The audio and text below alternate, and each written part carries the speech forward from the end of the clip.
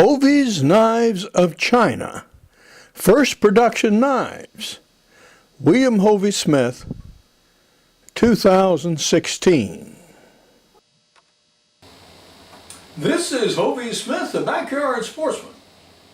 I am also the owner and founder of a new company, Hovey's Knives of China, where we are taking knives of ancient patterns, some over 1 million years old, and making them out of modern materials for today's cooks and chefs.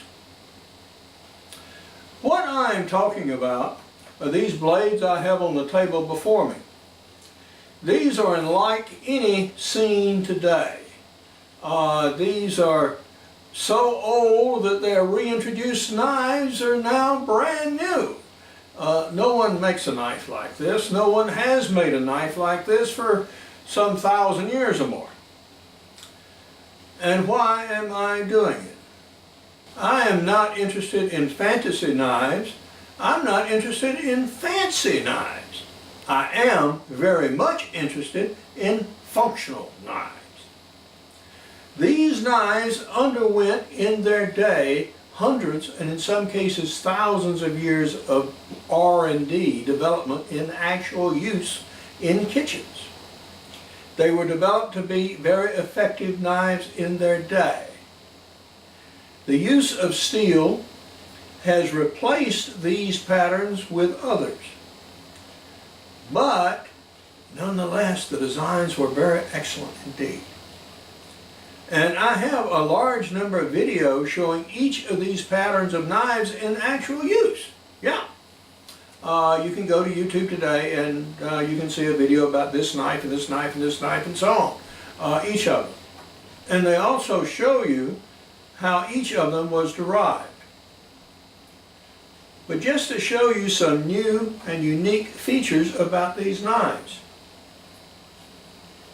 As a class, almost all of my knives have this very distinctive handle, which is an oval here rather than being a circular ring that is pierced.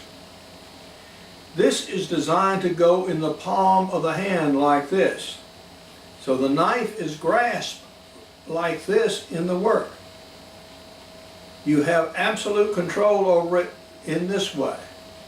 It will not twist in the hand. These ovals are also very useful for hanging the knives. And that's how they were originally used. They were not put in a knife block that takes up space on a counter, working space. I mean, these were hung up either on the side of a butcher block or by the workstation and taken down and replaced as needed. This way you could have a variety of knives in hand at any given time. This particular point, which I call a scooped point, is designed so it can be taken in the hand like this.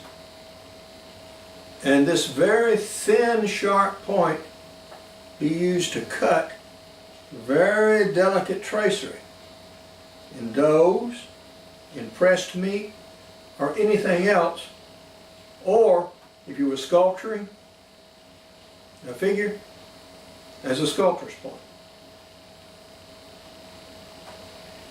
This happens to be the largest and most impressive of all the blades. This is my cabbage and duck chopper. Unlike steel knives where you actually bring down force on the hands like this, these knives were originally made of bronze, and the force was exerted on the blades like this, crunch. And the long blade and this inclined handle here allowed a lot of leverage to be exerted on the cutting board. So these are very effective cutters. Also notice that many of the blades are absolutely straight.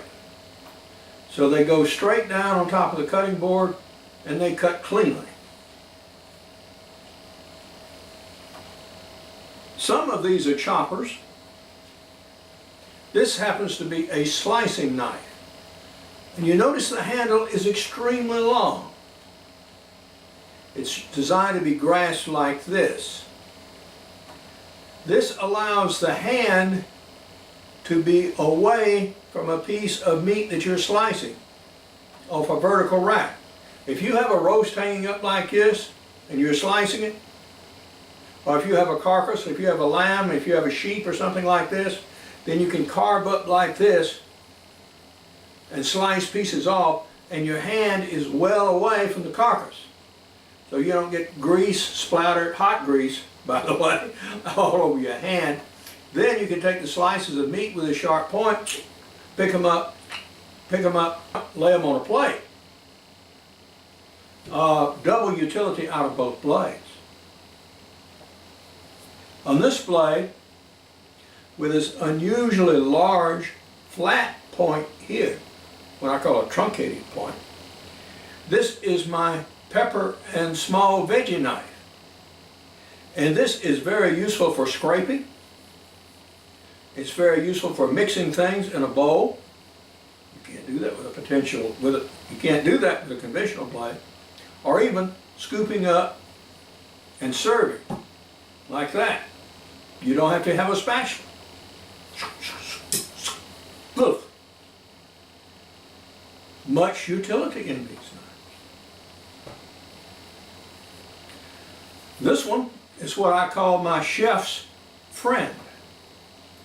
In this knife, this is designed for a small hand, smaller than mine, but is ideal for a chef because it's perfect for cutting small fruits and vegetables. If a chef goes to a catering gig, doesn't want a knife with a point. The points are dangerous. If this knife was to fall on the table onto a guest or something, this could go through a shoe or into a leg. So it's blunted point, but it's also used for scraping. It's useful for spreading.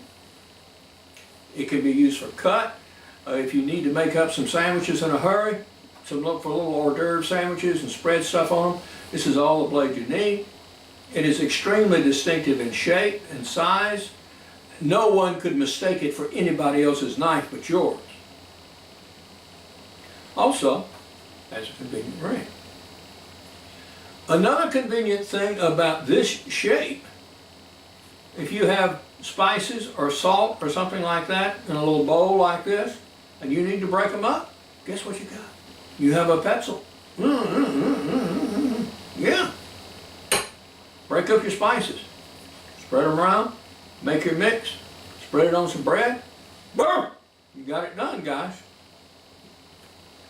Now this is the medium-sized blade, made for hands more like the size of mine. And this happens to be the double-edge ground version. And this serves the same purpose. It also has a little rest right here for the thumb, so you could use it for carving or shaving if you wish. Now I particularly like and find it more effective with the single grind blade. The single grind blade is here. This surface is absolutely flat, and this is used for much the same purposes as the chef's friend here, but it can handle larger sized vegetables more comfortably and more comfortably fits a larger hand. Now these knives with single grinds, we make them in left and right-handed versions. Not unheard of, but pretty rare in the knife making industry. This particular blade is one of several which we have designed after the Acheulean hand axe of 1.7 million years ago. This is designed to be a point and basically a cutting blade that is grasped in the hands like this and is used to cut out designs, and a small edge right here for a little final cutting on the work. In actuality, in the production knives, this part of the edge is going to be ground flat, so if you should put your fingers here, you'll not cut yourself. Like I put my hand down there, no, that will be ground flat. So this can be used all by itself to dress and skin an animal. Yeah, this is all you need, right here. Plunk.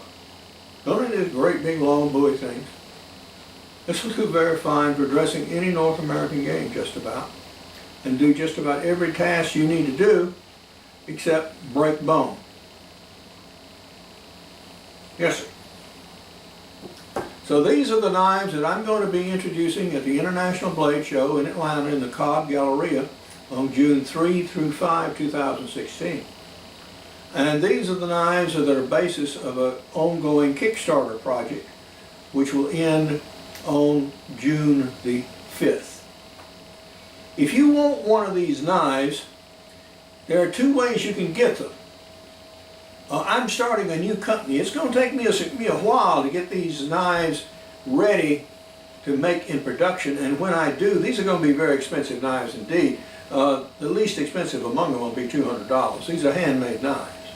I can't sell them for $7 or $8. Sorry guys.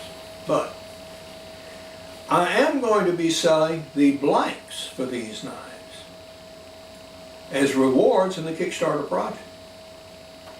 So you can buy a blank of this blade right now, cut from stainless steel, and I will ship it to you, and you can finish your own knife by grinding the blade as well as hardening it in a quench of hot oil.